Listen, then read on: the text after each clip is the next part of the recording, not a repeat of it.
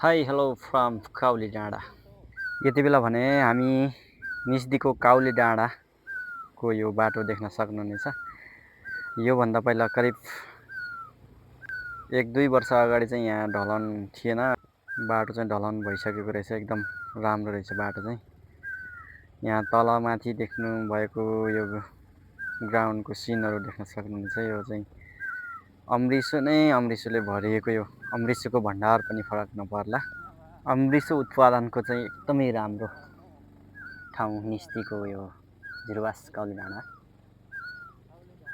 तल माथि सबै डाँडैभरि अमृसो रोपेको ठाउँ हो।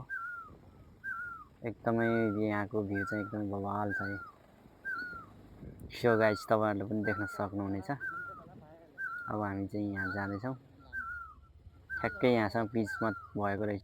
यहाँदेखि माथि फेरि अब त्यही हो, खतरा खुत्रु रहेछ। त्यो बाटो अलिक गाह्रै रहेछ। यहाँ के गर्नु, यस्तै हो पहाडतिरको बाटो होइन।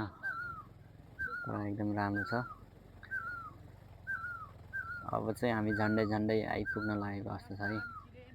यतातिरको भ्यूहरू पनि एकदमै बवाल छ। अब हामी काउली डाँडामा अब ठ्याक्कै अब भित्र अब जुन मेन ठाउँ पोइन्टमा अब आइपुग्न लागेको अवस्था हो।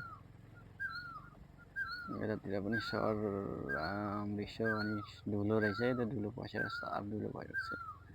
ल ठ्याक्कै यो के भन्छ, ल ठ्याक्कै यहाँ हामी बस्ने ठाउँ हावामा आइसकेका छौँ है त। यता हिमालतिरको दृश्यहरू पनि देख्न सक्नुहुन्छ। यता हिमाल पनि एकदमै बवाल देखिन्छ यहाँदेखि। यता उत्तरपट्टि हेर्दाखेरि हिमाल देखिन्छ भने यता दक्षिणतर्फ हेर्दाखेरि तराईको दृश्य, मनोरम दृश्यहरू पनि व्यापक रूपमा देख्न सकिन्छ। उत्तरतर्फ सेतो दाँत जस्तो हिमालहरू पनि देख्न सक्नुहुन्छ है गाइस। हेर्नुहोस् त, हेर्नुहोस्। ओहो, नि यहाँ ठ्याक्कै बस्ने ठाउँ आइपुग्यो। हिमालहरूको चाहिँ सिन चाहिँ मलाई एकदमै बवाल राम्रो लाग्छ। यतातर्फ भने यहाँ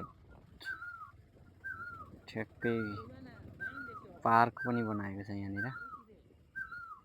जति पार्क पनि देखिएको छ है त, हल्का फुल्का राम्रो छ।